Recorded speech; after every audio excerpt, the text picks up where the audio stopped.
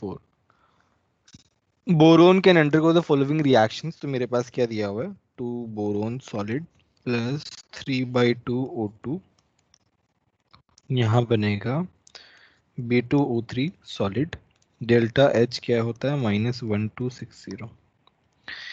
दूसरा रिएक्शन मेरा क्या है, हाइड्रोजन के साथ है, ये है B2H6, इसका डेल्टा H है 30. इन्होंने क्या बोला है, if any container operating which is isolated from the surrounding mixture of H2 and O2, ठीक है, the container passed over excess of boron, then calculate the molar ratio of O2 ratio H2 so that temperature of container do not change. तो इसका मतलब है दोनों का temperature change ना हो, इसका मतलब डेल्टा H टोटल क्या होना चाहिए, बोलो, डेल्टा H टोटल क्या 0 होना चाहिए, डेल्टा 0. NGRT।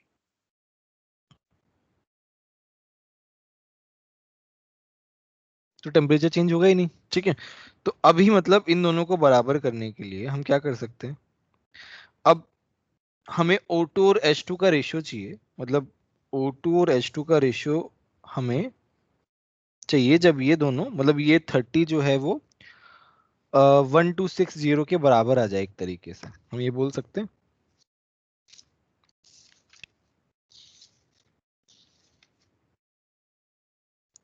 बोलो. सर 1260 को कम भी कर सकते हैं ना? उसको कम भी कर सकते हैं, दोनों तरीके से कर सकते हैं. तो एक बार हम 30 को 1260 बनाते हैं. तो हम क्या कर रहे हैं कि यहाँ पे क्या नाम है, जैसे दूसरे वाले रिएक्शन के लिए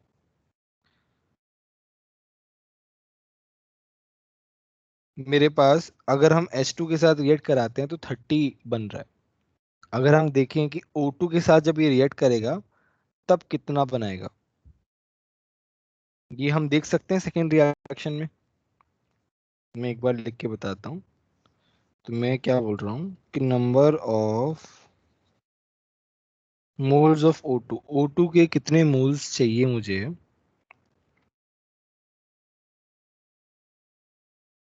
इन सेकेंड रिएक्शन में मुझे कितने मोल्स चाहिए, ठीक है, वो हीट बैलेंस करने के लिए. सर सेकंड में तो O2 है ही नहीं ना, सेकंड में तो H2 आएगा ना। हाँ बट हम रेशियो ले रहे हैं ना सर यहाँ पे. हाँ हाँ बोलो. सर ये क्वेश्चन एक बार समझाओगे, मेरे को क्वेश्चन समझ नहीं आया। नहीं नहीं, इस क्वेश्चन में बोला है कि जैसे मान लो मेरे पास एक बोरोन का कंटेनर है, हाँ इसमें क्या है, मेरा बोरोन पड़ा हुआ सॉलिड है, मैंने इसमें क्या डाला, O2 डाला है और इसमें H2 डाला है, ठीक है. तो अब उन्होंने बोला है कि the calculate the molar ratio of O2 ratio H2 so that temperature of the container do not change.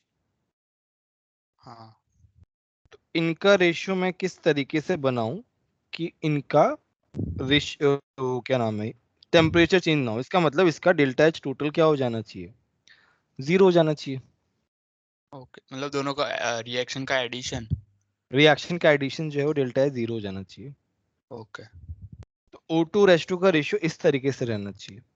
तो मुझे पहले वाले रिएक्शन में जैसे O2 का पता है, तो दूसरे वाले रिएक्शन में मतलब अगर हम कोई भी एक रिएक्शन को मान के चलें, देखो मैं दोनों तरीके से बताऊंगा. तो या तो मैं फर्स्ट रिएक्शन को मानूं कि फर्स्ट रिएक्शन में O2 से रिएक्ट करा रहे हैं तो इतना बन रहा है, और फर्स्ट ही रिएक्शन में देखो दोनों रिएक्शन सिमिलर ही तो है, यहाँ पे बोरोन है, यहाँ पे बोरोन है, यहाँ पे बस O2 H2 का फर्क है ना. तो मैं कोई भी रिएक्शन को बेसिस मान के मैं ये निकाल सकता हूं कि उसमें O2 या H2 के मोल्स कितने रिक्वायरमेंट होंगे to to get the same heat. मान लो अगर इस रिएक्शन में मेरा O2 होता तो वहां पे कितनी हीट मिलती है. सर हाँ हाँ बोलो. हम सेकंड इक्वेशन को 42 से मल्टीप्लाई कर देंगे तो डेल्टा H 0 आ जाएगा.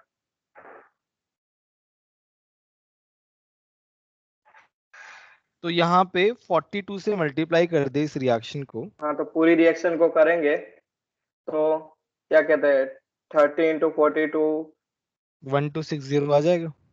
हाँ तो 0 हो गया और रेशियो निकाल देंगे मोल्स तो हमें पता चल जाएंगे।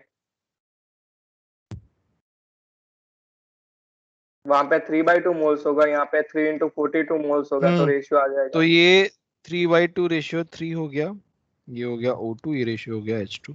सर इसको हमने 42 कितने से से भी मल्टीप्लाई मल्टीप्लाई, कर दिया? हाँ 42 से मल्टीप्लाई कर दिया तो 3 से 3, ये हो गया 1:84। ठीक है, देखो 2-3 तरीके हैं इस क्वेश्चन को सॉल्व करने के। खैर ये ज्यादा सिंपल तरीका है, अच्छी बात है। तो वही मैं बताना चाह रहा था कि इन दोनों का जो सम है वो सेम, मतलब 0 आना चाहिए बेसिकली।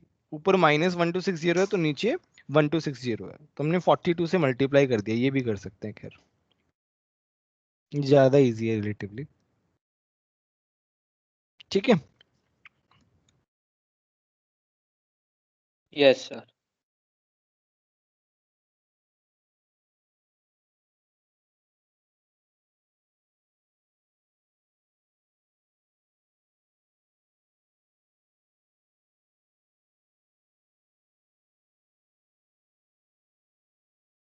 मेरी आवाज आ रही है? हाँ हाँ, यस। तो 140 से 146 में और कोई डाउट? ठीक है, 135 से 140 तक कोई डाउट? 130 137। 137, ओके। इसमें क्या है, 1 mole MgSO4 was dissolved in water, the heat evolved was found to be this much. 1 mole of MgSO4.7H2O in dissolution gives a solution of the same composition accompanied by absorption of this. Enthalpy of hydration for the reaction. MgSO4 को जब हम dissolve करेंगे तो मेरे पास reaction कैसे होगा, MgSO4 और इसको हमने एक्वस में डिसॉल्व किया है, तो ठीक है,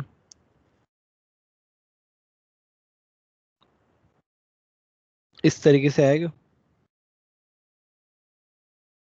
ठीक है, MgSO4 को पानी में डिसॉल्व करेंगे तो यहाँ पे देखो एक्वस है, या फिर हम इसको ऐसे भी लिख सकते हैं, एक ही बात है। ठीक है, उन्होंने उसके बाद बोला 1 मोल ऑफ MgSO4.7H2O, MgSO4.7H2O, इसको जब हम डिसोल्यूशन कराते हैं तब भी ये यही बनाएगा। तो इसमें कितना जा रहा है, 13.8, एब्जॉर्प्शन ऑफ 13.8, ऊपर कितना है -91.2। ठीक है, पहले बताओ ये दोनों रिएक्शन समझ में आई कि नहीं आई? सर वो सेकंड वाले में वाटर ऑफ क्रिस्टलाइजेशन निकल क्यों गया? एक्वस फॉर्मेट में है तुम। जैसे .7H2O क्या होता है, वो एक पर्टिकुलर प्रोपोर्शन में बनता है, बट बहुत ज्यादा एक्सेस ऑफ वाटर है तो फिर वो क्या नाम है मेरा, चाहे मैं उसको 7H2O करके लिखूं या नहीं लिखूं, बात तो एक ही है। वो पूरा का पूरा क्या हो जाएगा, वाटर से सराउंडेड हो जाएगा, टूट जाएगा Mg+2 और SO4 2- में, तो वो एक्वस फॉर्म में कन्वर्ट हो जाएगा बेसिकली।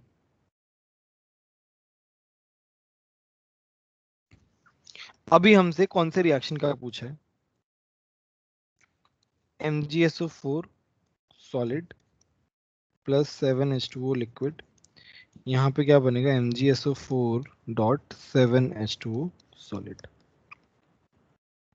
ये मेरा 1 है, ये मेरा 2 है, ये मेरा डिजायर्ड रिएक्शन है। इसमें बताओ क्या होगा, 1 कैसे माइनस करेंगे? 1 - 2 कर दो, आ जाएगा। देखो we will get the same reaction.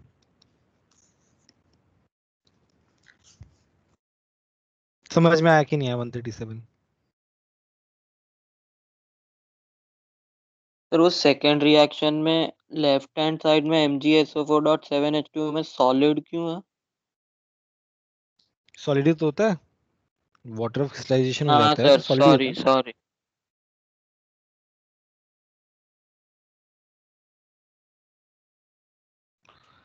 और कोई 135। डाउट? 135, 138 सर। 135 भी है क्या? Yes sir. Yes sir. ठीक है,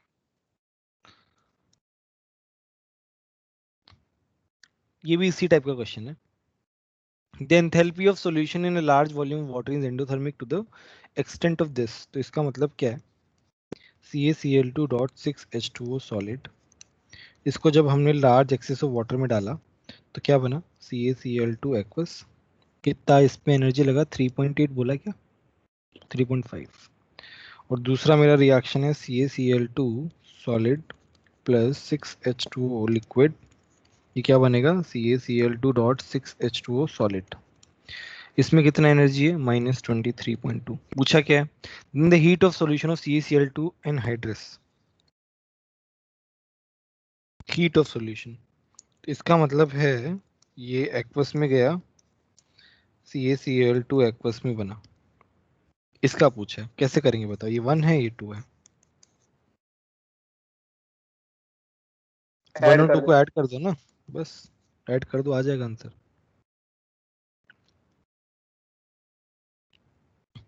वन 136 में किस में और डाउट है? 138 sir. 138। The enthalpies of neutralization of weak base AOH and its strong base BOH। तो तुम्हारे पास मिक्सचर है AOH प्लस BOH का by HCl। तो इसका जब न्यूट्रलाइजेशन कराते हैं, इसका जब न्यूट्रलाइजेशन कराते हैं तो कितना होता है? -12250 -13000 कैलोरी पर मोल। When 1 mole of HCl is added to a solution containing 1 mole of AOH and 1 mole of BOH, the enthalpy change was this। ठीक है। What is the ratio? What ratio is the acid distribution between this and this?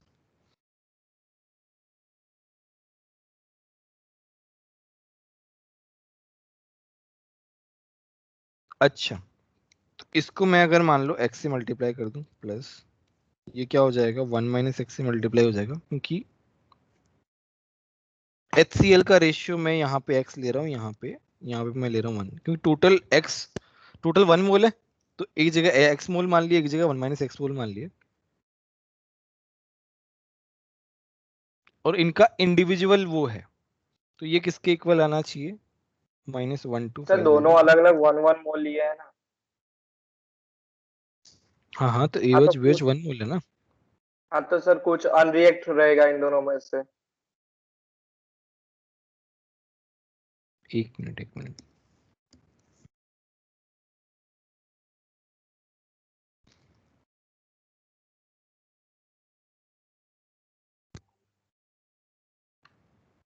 हाँ, तो strong और week दोनों है ना, तो strong वाला पूरा हो जाएगा और वीक वाले में वो चेक करना पड़ेगा ना कि कंप्लीट न्यूट्रलाइजेशन है या फिर वो बफर में। वीक वाला पूरा नहीं होगा।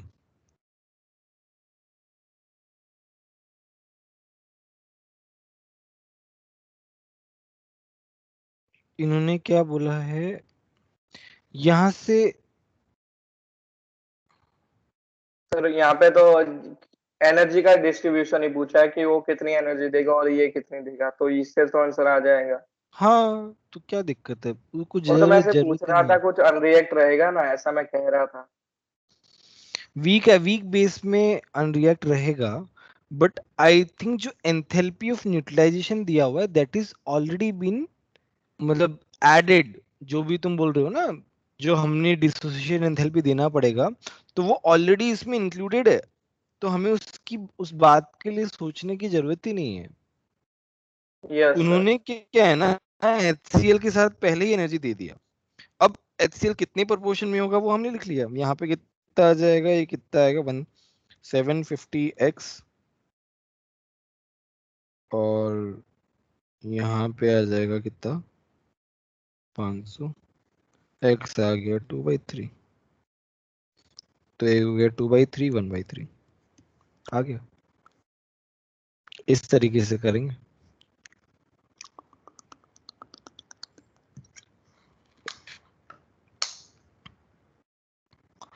और बताओ 132 से 139 तक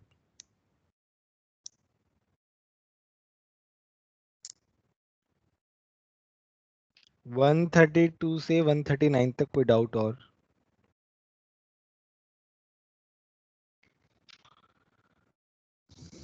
वन 124 से 131। मेरी आवाज तो आ रही है क्या, ये तो बता दो पहले। Yes sir. हाँ सर आ रही है।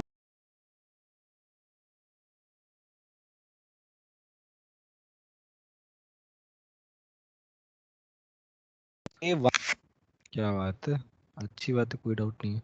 1162 123।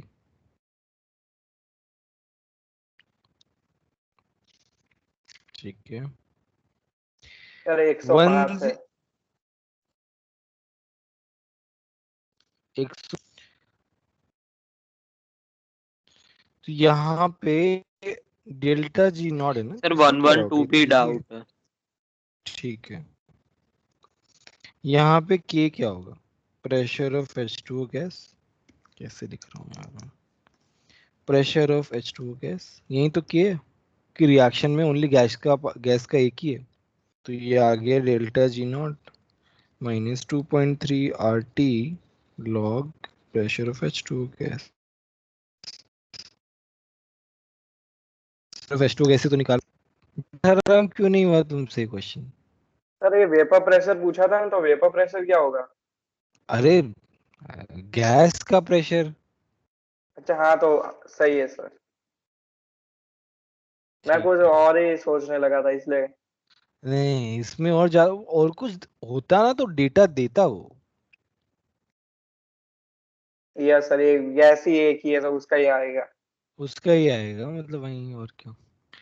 और कोई डाउट 97 to 115 में? सर 112। 112 ओके। 112 में क्या है, which of the following value of delta H not represent the product is the least stable? तो इसमें क्या डाउट है?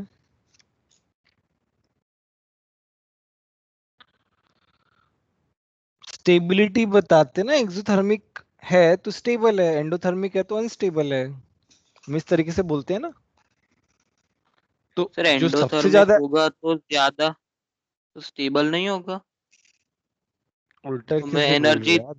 हमें एनर्जी देनी पड़ रही है उसको तोड़ने उस के लिए। उसको बनाने के लिए हमें एनर्जी देनी पड़ रही है। Here the formation word has been used. किसी को बनाने के लिए अगर एनर्जी देनी पड़ रही है तो बहुत अनस्टेबल है ना।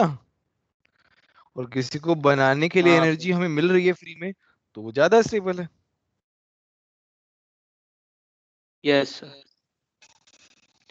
और कोई डाउट 97 to 115? सर 101 2। 101। 101 ओके। तो 101 में क्या है? Consider the delta GF naught, delta HF naught for the following oxide. Which oxide we most easily decompose to other metal and oxide. ठीक है। तो कौन सा वाला टूट के जाएगा, जल्दी से जल्दी ये बताना है।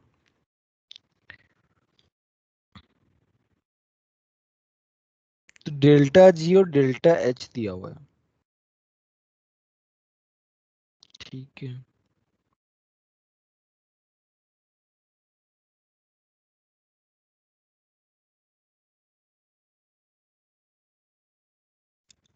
कौन सा ऑक्साइड जल्दी से जाएगा, डिकम्पोज होगा? तो जल्दी से जल्दी डिकम्पोज कौन होगा? रुको एक मिनट। ये जो हमें फॉर्मेशन का दिया हुआ है, for example let's talk about A. ठीक है। तो ये डेल्टा जी नॉट एफ है फॉर्मेशन का, हमें तो क्या है, तोड़ना है ना। तो डेल्टा जी क्या हो जाएगा, नॉट उल्टा हो जाएगा। ये क्या है, ब्रेक करने का है। बी ऑप्शन में क्या है, डेल्टा जी नॉट कितना है, उल्टा कर दो 146। सी में क्या है, डेल्टा जी नॉट कितना है तोड़ने का 58.5। डी कितना है तोड़ने का, डेल्टा जी नॉट कितना है 187.9। मुझे एक बात बताओ, कौन सा प्रोसेस जब से फास्ट होगा, कौन सी। सा प्रोसेस, सी। सी आ ऑप्शन। गए, बस।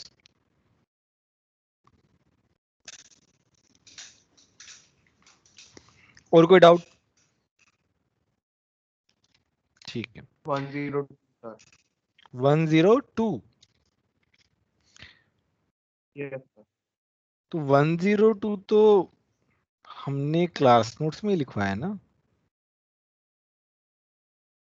ये तो काफी बार आ चुका है, ये हमारा इक्वेशन होता है ना, इस तरीके से सारे के सारे ट्रू है ना। डेल्टा एच नोट भी आ सकता है, डेल्टा यू भी आ सकता है, ये भी आ सकता है, और तीनों के तीनों हमने नोट्स में लिखे हैं, ये तीनों के तीनों ही ट्रू है। ये यस चेक सर। चेक करना नोट्स में ना एक बार, ये लिखा हुआ है, केमिकल इक्विलिब्रियम में चेक करना। ठीक है 80 टू 90 कोई डाउट, 80 टू 96। 82 97। सॉरी 87 87। 87 देखते हैं चलो। आज तीर्थ नहीं आया क्या?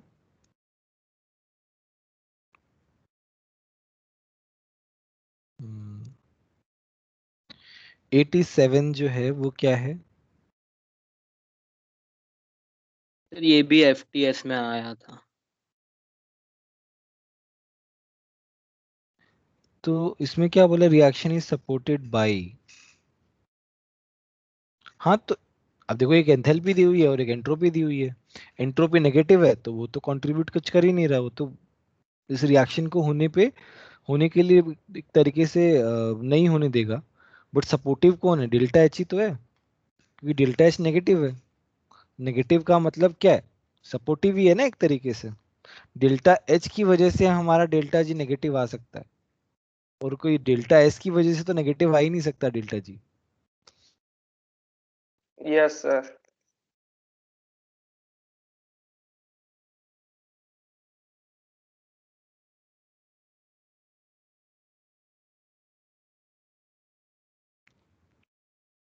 मेरी आवाज आ रही है? Yes sir. 87 तो इजी एरे हो जाना चाहिए था, कोई सर बात मेरे को नहीं। लगा एंट्रोपी भी तो आनी चाहिए थी, क्योंकि उसके फॉर्मूला में आता है। नहीं और साइन वो का देखा ही नहीं स्पेसिफिक मैंने। किया ना, साइन को ही देखना था, और तो क्या ही है। बहुत अच्छा हेवी मैं दिया समझ गया, वो लगा। अच्छा अच्छा समझ गया मैं तुम्हारा, वो जनरल हो गया, ये स्पेसिफिक पूछ रहा है इसलिए। Yes sir. और बताओ। 82। 82।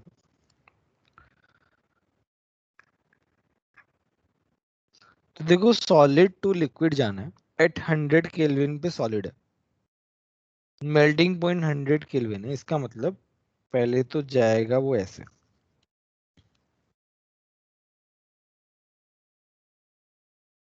तो यहाँ पे लेटेंट हीट आएगी, लेटेंट हीट ऑफ फ्यूजन काम आएगी इस प्रोसेस के लिए 20। फिर वो जाएगा इससे,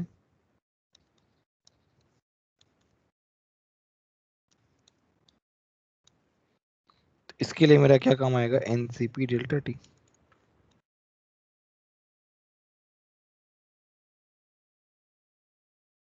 बस एनसीपी डेल्टा टी से आ जाएगा, एन कितना, एन कुछ दिया हुआ नहीं है क्या, चलो कोई नहीं, सीपी से ही काम हो जाएगा, सीपी पर मोल के लिए दिया हुआ है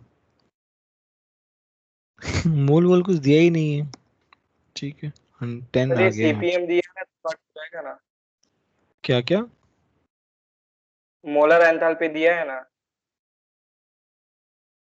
पर मोल का एंथैल्पी मोल। दिया है, हाँ तो, मोल हाँ अच्छा ठीक है, सीपीएम पर मोल का तो आ कट हो जाएगा, हाँ जाएगा। ठीक है, हाँ। हाँ ठीक है, वो तो खैर उसमें तो कुछ वो नहीं है।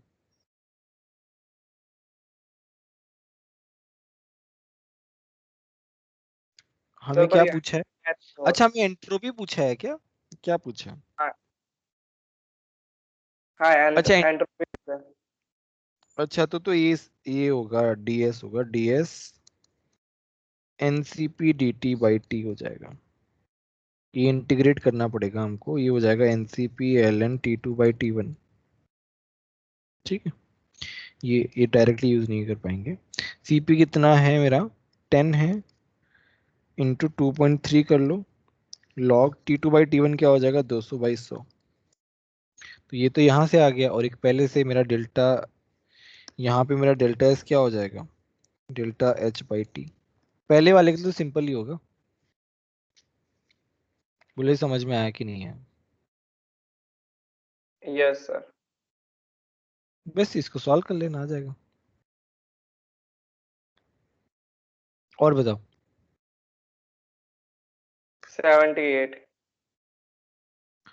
78 delta S for freezing of H2O liquid. हाँ तो इसमें अच्छा डेल्टा एच दिया हुआ ना। हाँ तो एंथैल्पी ऑफ फ्यूजन पर ग्राम दिया हुआ है, तो तुम क्या करोगे 80 इंटू 10 करोगे 800 डिवाइड बाई टेम्परेचर।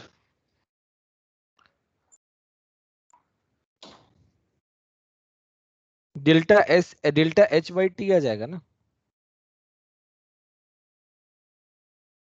समझ में आ रहा है कि नहीं आ रहा है?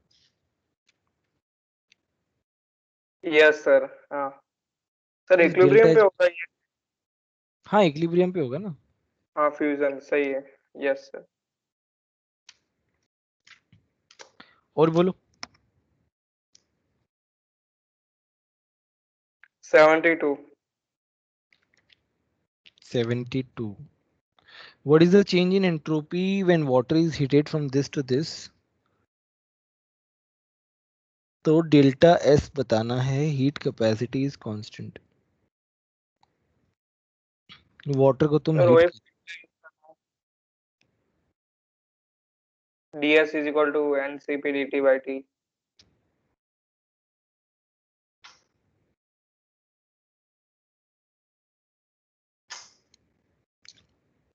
NCP D T by T, हाँ वही यूज होगा। पता नहीं था, अभी पता चल गया तो हो गया, हो जाएगा शायद। हो जाएगा, अभी तो खैर इतना दिक्कत नहीं है। और बोलो। सर वो एनसीपी dt बाई टी जो हमने लिखा वो एंट्रोपी का जो डेरिवेशन है वही है ना? हाँ हाँ और क्या। नहीं वो थर्ड लॉ में भी ऐसा ही कुछ होता है ना, उस पे भी एक क्वेश्चन था इसीलिए। हाँ तो एनसीपी एल एन टी है वो, दैट इज जो थर्ड लॉ में आता है, that is NCP L N T. ये है T two by T one, NCP L N T two by T one है ये।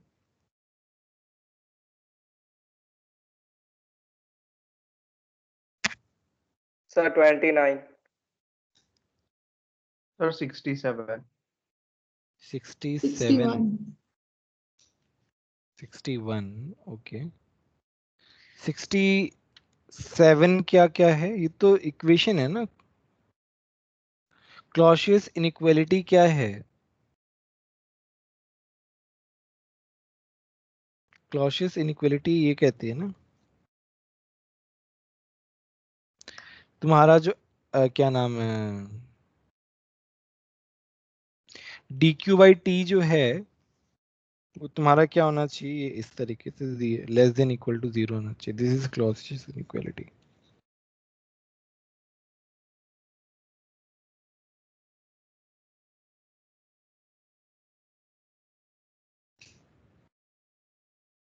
सर हाँ सर 66 भी बता दो ना। 66 66 ही पूछ रहे हो ना? सर 66 में क्या है ना, for an irreversible process, irreversible process में क्या होना था ना कि तुम्हारा ds ग्रेटर देन जीरो होता है इरिवर्सिबल प्रोसेस में। ठीक है, अभी क्या है, ds जो है वो ज्यादा होगा dq बाई टी। ये एक तरीके से ये बताना चाह रहा है कि तुम्हारा ओवरऑल जो एंट्रोपी चेंज है वो क्या है, पॉजिटिव है। dq बाई टी से ज्यादा है, इसका मतलब मेरा जो एंट्रोपी चेंज, ये तो क्या है, रिवर्सिबल के लिए है, ये क्या है, इरिवर्सिबल के लिए। तो इरिवर्सिबल का ज्यादा होगा एंट्रोपी चेंज रिवर्सिबल से। ये तो बताया ना, इरिवर्सिबल प्रोसेस ज्यादातर क्या होते हैं, नेचुरल प्रोसेस होते हैं, और जो नेचुरल प्रोसेस होते हैं वो स्पॉन्टेनियस होते हैं। तो इरिवर्सिबल का मतलब ये स्पॉन्टेनियस। यस सर, पता चल गया। तुम बताओ गीतांजलि, तुम्हारा कोई डाउट था ना? Yes, sir. 61. 61।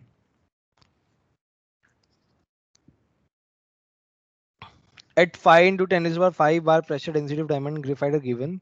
At a certain temperature T, the value of delta U minus delta H for the conversion of 1 mole of graphite to 1 mole of diamond at temperature T. ठीक है, तो डेंसिटीज दी हुई है, ठीक है। तो हमारे को delta U minus delta H पूछा है ना। डेल्टा H क्या होता है, delta U plus P del V, ठीक है। तो यहाँ पे delta U minus delta H क्या हो गया, माइनस P डेल V, ठीक है। Minus P delta delta V को मैं क्या ले सकता हूँ, V2 माइनस V1। मेरे को डेंसिटीज दी हुई है, तो मैं क्या लिख सकता हूँ, density is equal to mass upon volume. तो वॉल्यूम क्या हो जाएगा, मास अपॉन डेंसिटी। तो ये क्या हो जाएगा, मास तो मेरा सेम ही है ना, m upon ρ2 minus m upon ρ1। ये क्या है मेरा 61 है ना, ठीक है। तो अब हम क्या करते हैं, मेरा प्रेशर कितना है, 5 इंटू 10⁵ बार है, ठीक है। मास मेरा डायमंड ग्रेफाइट का अगर मैं 1 मोल मानूं तो 12 है ना, 1 मोल का ही पूछा है इन्होंने। ρ2 कितना है, 2 है। 12 अपॉन ρ3 कितने है, इतने। सर ये ग्राम पर सीसी में तो कन्वर्ट करना पड़ेगा ना? हाँ, तो कन्वर्ट तो करना पड़ेगा ही, कन्वर्ट करना इतना मुश्किल थोड़ी ना है, कन्वर्ट तो हो जाएगा, उसमें क्या है,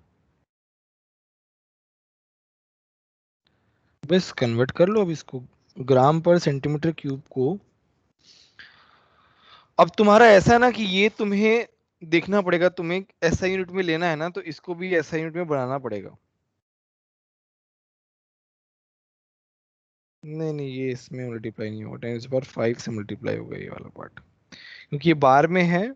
बार क्या होता है, 1 ATM के आसपास होता है, तो 10⁵ से न्यूटन पर मीटर स्क्वायर आ जाएगा।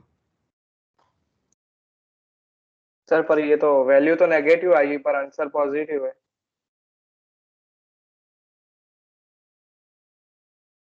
देखते हैं देखते हैं, तो ये कितना हो जाएगा 6, अच्छा ठीक है। अब वैल्यू तो नेगेटिव है, find the value of delta U minus delta H for the conversion of graphite to diamond.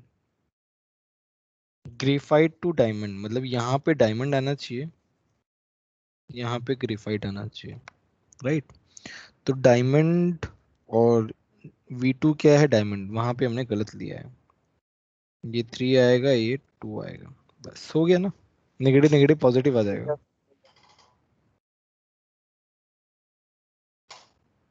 ठीक है।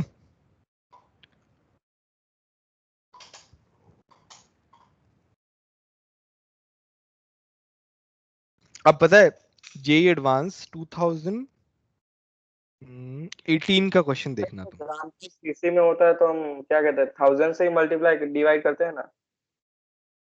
नहीं, तो मीटर क्यूब में करना है ना, सब कुछ ऐसा यूनिट में ले रहे हैं जूल में कन्वर्ट करने के लिए। हाँ तो सर ग्राम पर सीसी में हम 1000 से मल्टीप्लाई करते हैं तो आ जाता है ऐसा यूनिट में। नहीं, तो ऊपर वाला मास है ना, मास ग्राम में है, नीचे वाला मास ग्राम ग्राम कैंसिल आउट हो जाएगा। तो यस सीएम क्यूब को मीटर क्यूब में कन्वर्ट करने के लिए 10⁻⁶ से मल्टीप्लाई करना पड़ेगा। अच्छा, जेई एडवांस 2018 में मुझे क्या रफली थोड़ा याद है, तुम एक बार देखना, क्योंकि वो अपने पास जो बुक्स है उनमें नहीं है, तुमको ऑनलाइन ही मिलेगा।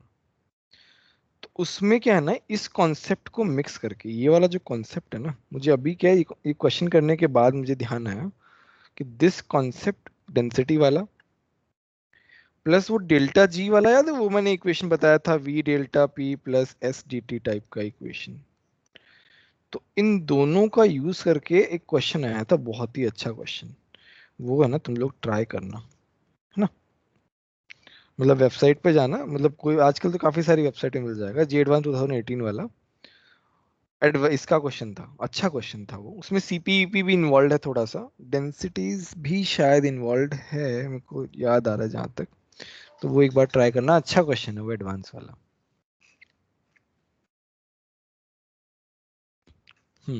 और बोलो।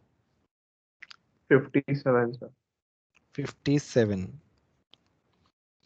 For the real gas reaction, ये क्या है, 2CO gas plus O2 gas, और ये क्या बन रहा है, 2CO2 गैस, डेल्टा H क्या हो रहा है, -560। In 10 liter rigid vessel at 500 Kelvin, the initial pressure is 70 bar and after the reaction becomes 40 bar. The change in internal energy is,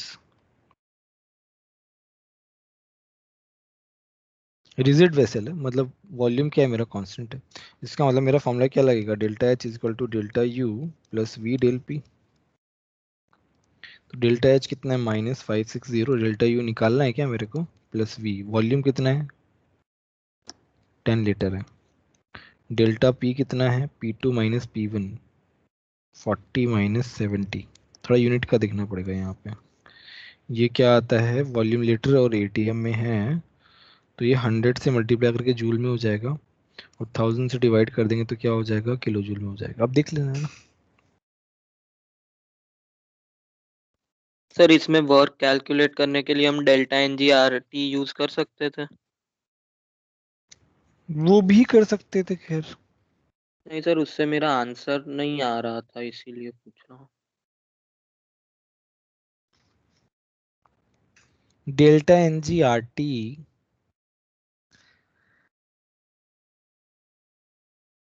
अच्छा, डेल्टा NGRT जो है, देखो हमारा क्या होगा, P del V plus V del P। जब P del V आता है, V डेल P आया है, उससे नहीं आ रहा पक्का। सर मैंने तो 2 बार ट्राई किया था, मैं एक बार वापस देख लेता हूँ। V डेल P,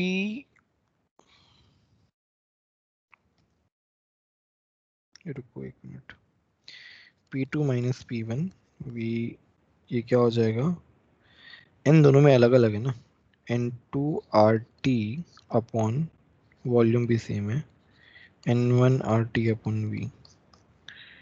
तो ये क्या हो गया, डेल्टा NGRT,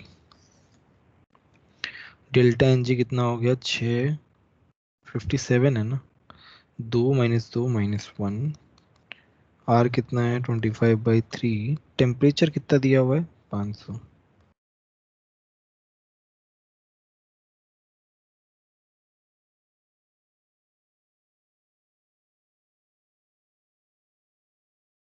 से डिवाइड कर देंगे, -4.1 आ गया।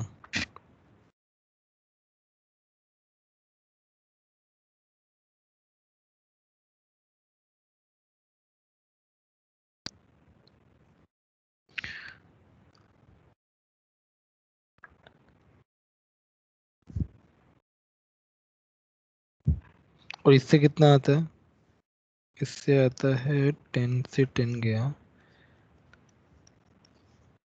सर इससे -530 है।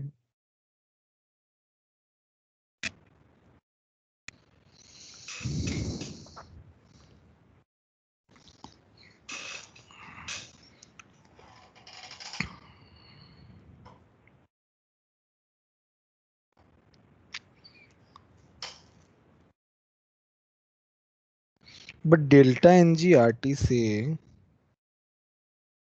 why we are not getting answer,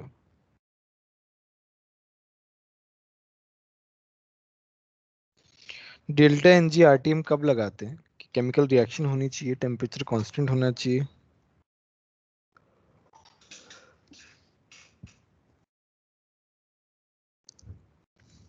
temperature constant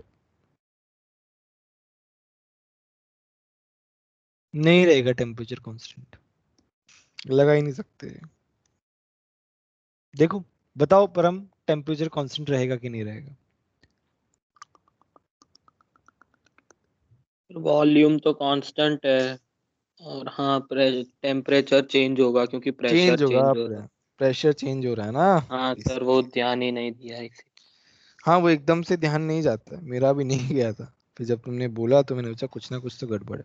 ठीक है, और बोलो।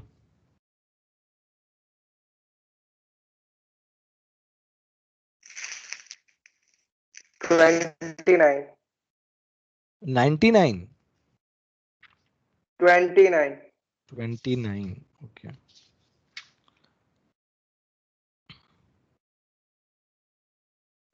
लिक्विफाइड ऑक्सीजन का ग्राफ तुम्हें देखना है तो 1 atmosphere is heated, liquefied oxygen, पहले क्या O2 लिक्विड है, ठीक है। तो 50 टू 300 गए, ठीक है, 50 टू 300 जा रहे हो, इसका मतलब क्या है ना, पहले तो ये लिक्विड में है, ये कभी ना कभी गैस बनेगा और फिर आगे चलता जाएगा।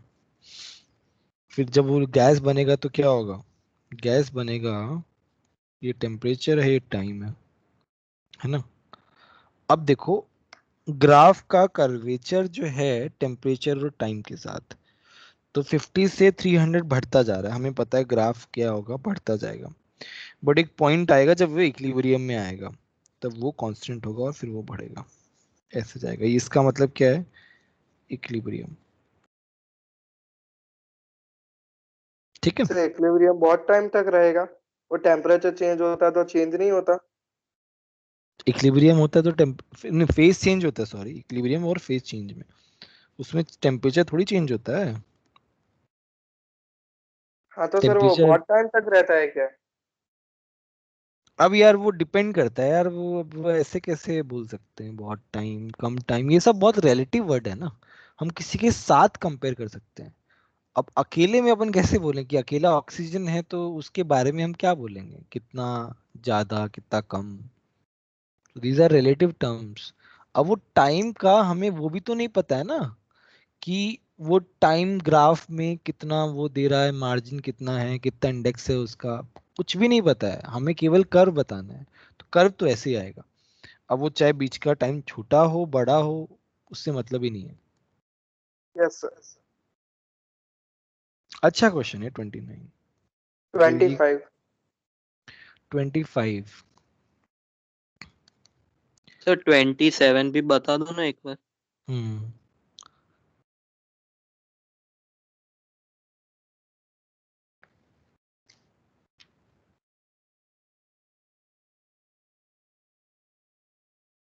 उसमें क्या है ना, ये 25 में क्या है, if the door of refrigerator is kept open the room in which refrigerator is kept, तो रूम हीट हो जाएगा। ये हमने पिछली बार भी डिस्कस किया था क्लास में।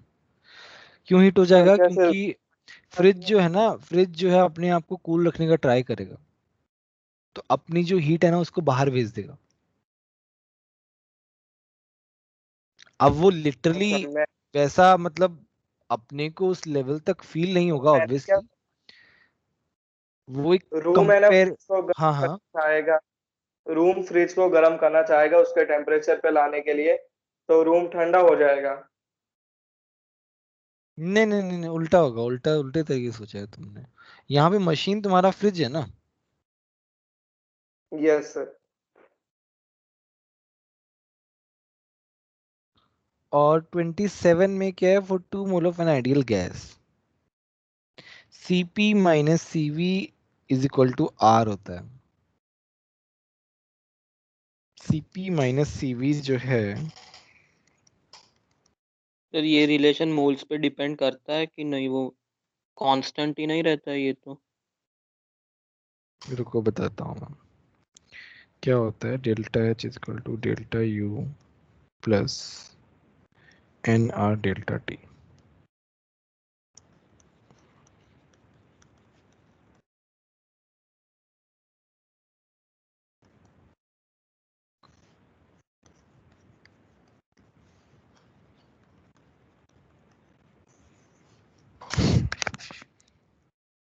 यार ये तो कांस्टेंट ही रहता है, चाहे 2 मोल हो चाहे 3 मोल हो, क्योंकि n तो कैंसिल आउट हो रहा है। सर अगर हम सीपी मोलर और सीवी मोलर लेंगे तो तब चेंज होगा? उसी का ही तो है इक्वेशन। अगर मान लो मैं, अच्छा हाँ, अच्छा समझा मैं तुम्हारी बात, ये सीपीएम वाला है ना, ये मोलर हीट कैपेसिटी वाला है। अब मैं क्या कर रहा हूँ, मैं मोलर नहीं ले रहा हूँ, ओवरऑल ले रहा हूँ, ले लो ओवरऑल।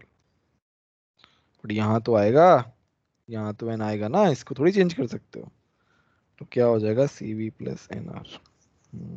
इन्होंने इसके बारे में बात की है, मोलर तो कहा ही नहीं है ना इन्होंने, तो मोल्स पे डिपेंड करेगा। Very good question. सर हमने सर कौन सा ऐसा है लिया, कि सीपी और सीवी? सीपी सीवी मोलर वाला नहीं लिया स्पेसिफिक, ना, अच्छा नॉर्मल। नॉर्मल वाला लिया हमने, उस पे मोल्स पे डिपेंडेंट करेगा ये तो।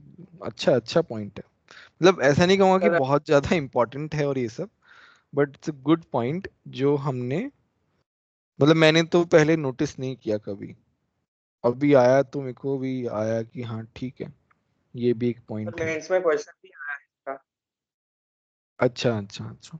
मेंस नहीं में बट, फिजिक्स में। इसका डेरिव देखो, मैंने क्या बोला कि तुम्हें डेरिवेशन जो है ना, अगर तुम्हें पूरा अच्छा मार्क्स लेके आना है, बहुत अच्छे उस पे जाना है मेंस वगैरह में, एडवांस वगैरह में, तो तुम्हें सारे डेरिवेशन पता होना चाहिए। मतलब हर एक डेरिवेशन ऐसे फिंगर टिप्स पे होना चाहिए, कहीं से भी पूछो तो। वो होता है रिवीजन। रिवीजन का मतलब ये नहीं कि ज्यादा क्वेश्चंस कर लो, नहीं, रिवीजन का मतलब है कि हर एक कॉन्सेप्ट तुम्हारे फिंगर टिप्स पे होना चाहिए। This should be the first priority. ठीक है, और बताओ। 21। 28। 28।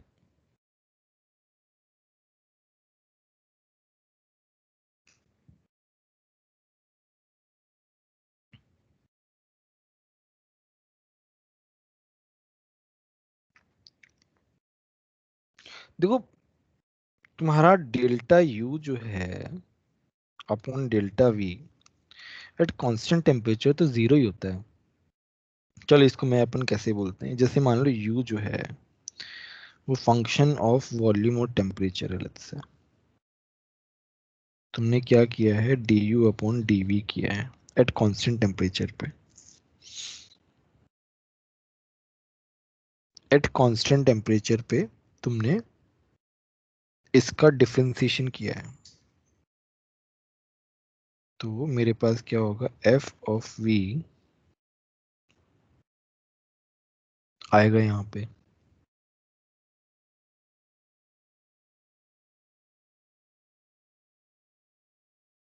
नहीं, एक मिनट एक मिनट,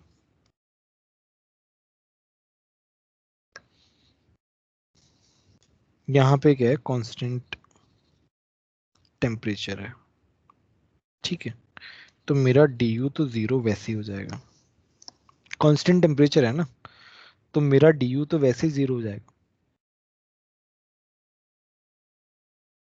तो इसमें तो सी ऑप्शन आ जाएगा ना, इसमें सी ऑप्शन नहीं दिया हुआ क्या? सर सी ही है। हाँ तो ये तो वैसे ही लग जाना चाहिए, कुछ इसमें तो कॉम्प्लिकेशंस है ही नहीं। जैसे मान लो मैं ए ऑप्शन करके बता देता हूँ, वी क्या होता है, N R T by P, तो मेरा D V by D T क्या होगा एट कांस्टेंट प्रेशर, ये हो जाएगा N R upon P. This is not zero, this is not zero.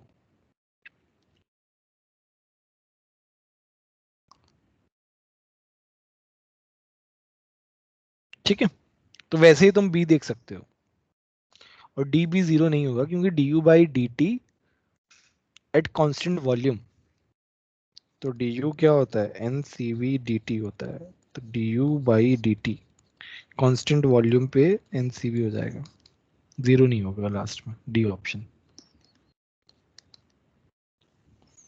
बोलो और सर बोलो। 20 21 21 जो है ये क्वेश्चन हर बार पूछते हैं यार। ये तो इसका जो आंसर है ना वो ए भी सर होगा, इन्होंने किस बी भी होगा, सी दिया भी है? होगा, और डी नहीं होगा, ए बी सी होगा। गलत दिया यार, गलत है वो, ए बी सी तीनों आएगा। मतलब या तो फिर मैथ्स खराब है, मतलब मैथ्स तो है ही नहीं मतलब, है ना, या फिर वो अपने मन से कुछ भी दिया हुआ है, तो वो मत मानो। ये इस मल्टीपल करेक्ट में आता है, ये मैं इस साल कोचिंग में तो नहीं, मैंने कहीं तो कोई तो शायद प्रीवियस कोचिंग के एग्जाम में देखा था, मल्टीपल करेक्ट में आया था, तो ए बी सी आया था। It's a famous question, famous मतलब एज इन आता रहता है इधर उधर। कौन सी बुक का है ये? उसका है, जीआरबी पब्लिकेशन है ना, ओपी टंडन, ओपी टंडन में भी है ये वाला क्वेश्चन। तो वहां के मल्टीपल करेक्ट में ए बी सी दिया हुआ है। गलत है यहाँ पे आंसर, तो ये थोड़ा देख लेना। Yes sir. और बोलो। 10th। 10th, 10th में क्या है? A sample of liquid in thermally insulated container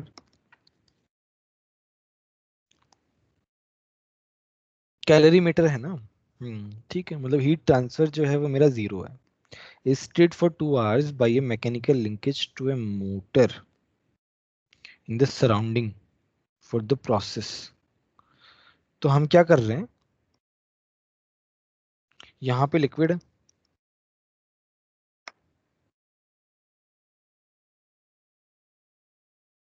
यहाँ पे मैंने मोटर लगा रखी है, वो मोटर क्या कर रही है, इसको स्टिर कर रही है। ठीक है, स्टिर कर रही है। इसका मतलब बताओ सिस्टम पे वर्क हो रहा है या सिस्टम वर्क कर रहा है, ये बताओ। सिस्टम पे हो रहा है। Work done on the system हो रहा है, मैकेनिकल पंप जो है वो उसको स्टिर कर रहा है। पंप तो नहीं, लिंकेज जो भी है ऑन द सिस्टम है। इसका मतलब क्या है, वर्क डन क्या होगा, ग्रेटर देन जीरो होगा। बात खत्म हो गई ना यहीं पे, डी ऑप्शन आ जाएगा। और बोलो। Yes sir.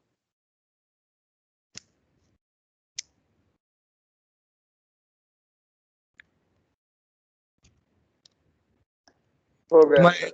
एल्डिहाइड पूरा हो गया क्या?